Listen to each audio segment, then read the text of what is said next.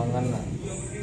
Assalamualaikum warahmatullahi wabarakatuh. Waalaikumsalam warahmatullahi wabarakatuh. Ini akan mengenal kitab Sunan Nasai An-Nasai. Penulis dari Imam An-Nasai lahir Ahmad bin Su'aib bin Ali bin Sinan al-Husaini, merupakan ahli hadis terkemuka yang lahir pada tahun 2015 Hijriah di masa Khurasan. Ia dikenal karena standar kritik perawi yang sangat ketat. Wafat pada tahun 303 Hijriah. An-Nasai meninggal warisan penting dalam dunia hadis, termasuk kitab Sunan An-Nasai yang menjadi referensi utama bagi para ulama. Sejarah penulisan As-Sunan Al-Kubra, penulisan awal kitab besar dengan berbagai derajat hadis dimulai.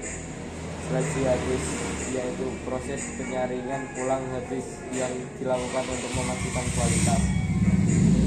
Al-Mujtaba, yaitu hasil akhir, adalah kitab yang dikenal sebagai Sunan An-Nasai.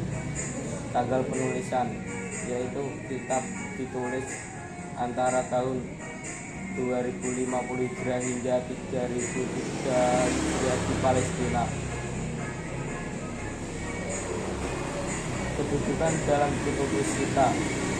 Posisi ketiga, yaitu Sunan An-Nasai diakui sebagai kitab hadis ketiga terpenting setelah Sahih Bukhari dan Muslim.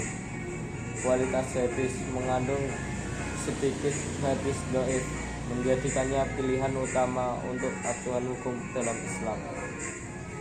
Pengakuan ulama, yaitu dikenal luas di kalangan ulama sebagai bagian dari Al-Kutub Al-Sittah, menegaskan kredibilitasnya. Karakteristik nomor 1, standar perawi. Sunan An-Nasai menerapkan standar ketat dalam memilih perawi, menjamin keaslian dan integrasi hadis. 2. Sistematika bab.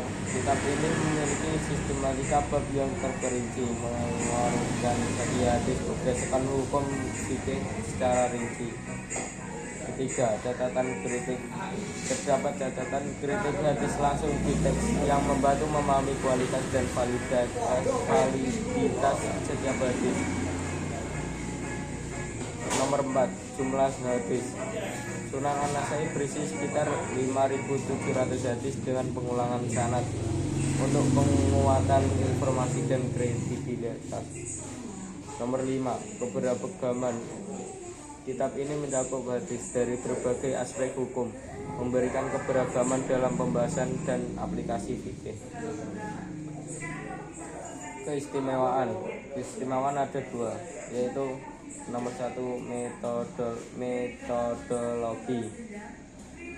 Keunggulan metodologis Sunan An-Nasai mencakup ketelitian dalam pemilihan hadis, menjadikannya sumber yang sangat dapat diandalkan.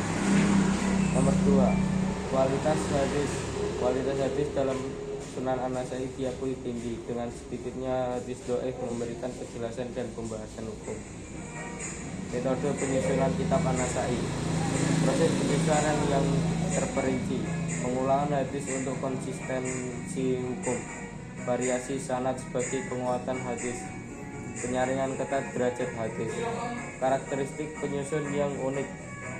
Karakteristik yaitu sistematika yang jelas dan teratur, catatan kritik dalam teks hadis, pengelompokan berdasarkan tema fikih. Sistematika ada 4, yaitu nomor 1, kitab At-Thaharah. Kitab ini membahas berbagai aspek hukum bersuci dengan detail yang sangat rinci dan sistematis. Nomor 2, kitab Al-Iman. Kitab ini menjelaskan prinsip keimanan dan hal-hal yang berkaitan dengan keyakinan dalam Islam. Nomor 3, kitab Al-Jihad. Fokus pada hukum dan etika perang dalam Islam, mendiskusikan berbagai perspektif dan situasi. Nomor 4, kitab Al-Buyur, menyajikan aturan dan panduan tentang jual beli meliputi transaksi yang adil dan etis. Kebersihan dalam Islam. Kitab At-Thaharah membahas pentingnya bersih dalam Islam, mencakup berbagai aspek seperti wudhu, mandi wajib, dan tayamum. Setiap bab memberikan panduan rinci tentang cara bersuci agar sesuai syariat dengan pendekatan sistematis. Kitab ini menekankan kebersihan fisik dan spiritual sebagai persyaratan untuk melaksanakan ibadah dan mendekatkan diri pada Tuhan. Keunggulan penyesuaian, seleksi ketat, sistematika jelas, dan variasi sanad. Peran Sunan An-Nasai. Sunan An-Nasai. Kesimpulan pentingnya Sunan An-Nasai adalah kitab hadis yang krusial dalam memahami hukum Islam secara mendalam. Kualitas hadis kitab ini memiliki kualitas sangat tinggi, menjadikan referensi utama bagi para ulama. Metode penyesuaian yang ketat memberikan sistematika yang jelas, memungkinkan pemahaman yang baik tentang fikih. Referensi kitab An-Nasai merupakan sumber utama hadis yang terpilih untuk memahami ajaran Islam secara mendalam. 2. Buku hadis terkait menyediakan konteks dan interpretasi dari para ulama dan mengenai hadis dan fikih yang dikumpulkan. 3. Artikel ilmiah menggali analisis dan penelitian terbaru tentang peran Sunan An-Nasai dalam ilmu hadis. 4. Website digital platform terpercaya untuk mengakses teks dan sumber hadis dari berbagai koleksi hadis klasik. Terima kasih. Selebihnya mohon maaf kalau ada salah tutur atau kurang. Wassalamualaikum warahmatullahi wabarakatuh.